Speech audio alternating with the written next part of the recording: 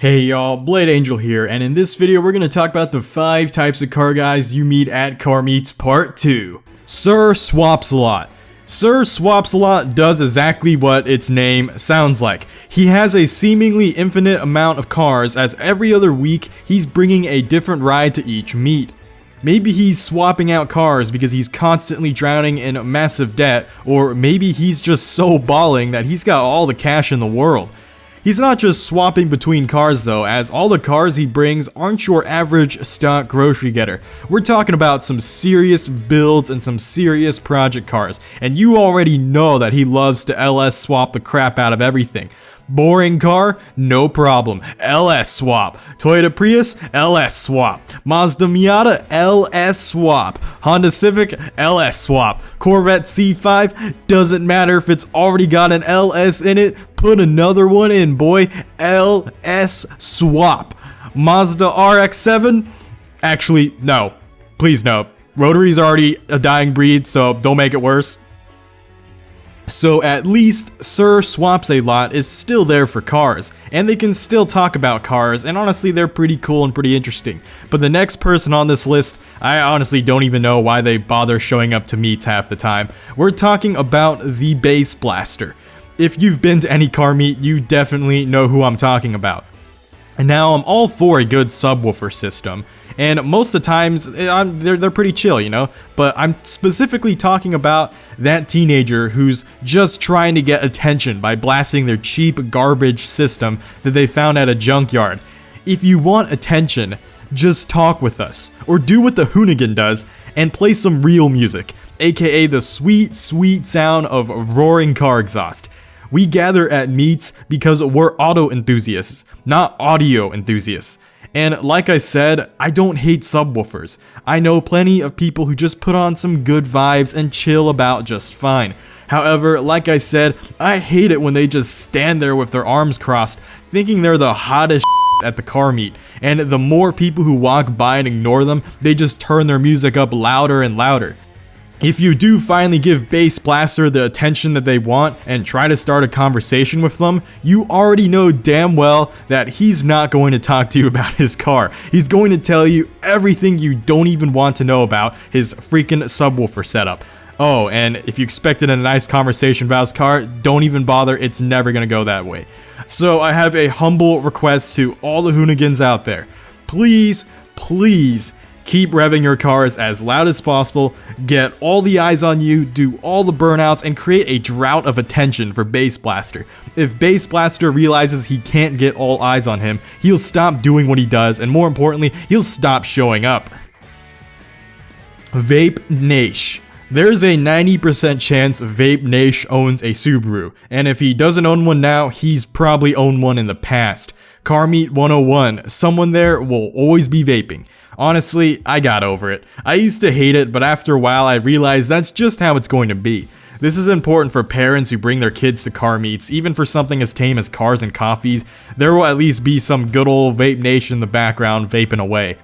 Honestly, I don't have a problem with Vaping Niche. He just does what he does, and admittedly, he's still a pretty cool guy with his blob-eye WRX. And if his vaping really does bother you, then you can ask them to stop, and almost always, they'll happily oblige.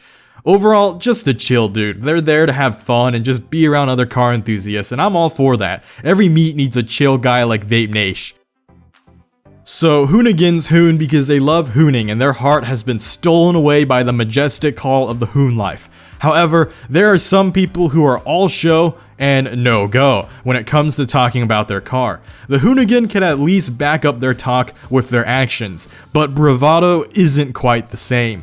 Bravado is quick to talk about how much better their car is than everyone else's. If you tell them your car has 500 wheel horsepower, then he'll say his has 501. He always has to make himself feel better than others. This whole thing is just an ego trip for him. It's always sad to see someone who just sees cars as a status symbol, but you know what? Bravado is just there to show off, and no matter what you say, according to them, their car will always be more expensive than your car, faster than your car, sexier than your car, and overall just better than your car. Of course, that's only what they say. When it comes to their actions, they aren't one for measuring up. When you invite them to the drag strip or a race around the track, all of a sudden they start making up all these excuses. What happened to all that trash talk? What's wrong? Can't back up your words?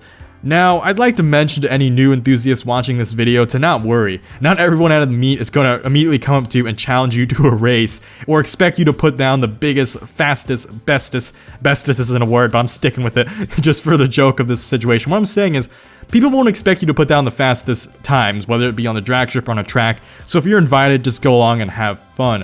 What I'm saying is that, as long as you don't talk, you'll be okay. Like, no one expects you to do the best if you don't talk.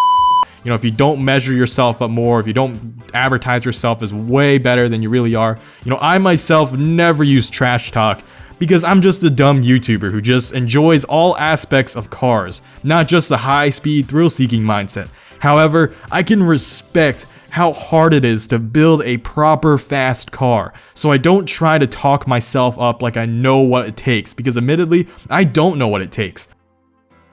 So for all the new enthusiasts out there, be humble, and people will come to respect you. I know it sounds like I'm hating a bit too much on bravado, but honestly, sometimes they deserve it. However, other times, bravado may sometimes just be a young enthusiast who's new to the scene and just wants people to accept them, and they're scared people won't accept them if they don't talk and brag and act impressive, so they act cooler than they really are in hopes to get respect. Don't do that. Just be yourself, because nothing happens instantly, and don't expect people to bow before your car, because when you make all these false promises and don't measure up, you are in for a world of hurt, a lot more than you would be if you just admitted to them, yo, I got a bone stock Honda Civic SI, you know, it's nothing magical. So before you say something you'll regret, just remember what your boy Franklin here on the interwebs told you. The high roller. The high roller is everywhere and nowhere all at the same time, but when he does show up, boy oh boy does he do it in style. We're talking about supercar levels of performance here. The high roller always has the right ride for the right occasion, but he's a busy guy, so that's why he's not always there whenever he needs to be. After all, Lamborghinis don't buy themselves. Regardless, when they do show up, you'd be surprised at how easy they are to approach. He's got a Lambo, so he's gotta be a douche, right? Well, believe it or not, supercar owners don't actually go around doing gold digger pranks just to make people feel bad. Most of the time, they're pretty humble. If you ask them how they got their car, they can be pretty good at giving genuine advice. Sure, the advice may be so genuine that you may have gotten lost in the words and have no idea what they're even talking about, but should you grow to understand where they're coming from and begin to realize how they got their success and how they earned it, then they'll easily be willing to teach you how to earn your own success as well. Now, that's not to say that there aren't fakes out there. If you go to enough meets, you've probably met that one guy who brings a rental supercar and tries to pass it off as their own. If they're giving really dodgy and shady answers about how they got their supercar, they're either a drug dealer or they rented it and are trying to pull a story out of their ass. I think frauds like that make real supercar owners look bad and spit in the face of those who actually put a lot of effort to own what they own. I don't have anything against bringing a rental to a car meet. It can be quite humorous and fun in its own way. But remember, honesty above anything. I'd rather have someone tell me that they rented a Lambo for a meet just for the kicks and giggles than try to lie to me about how it's their car.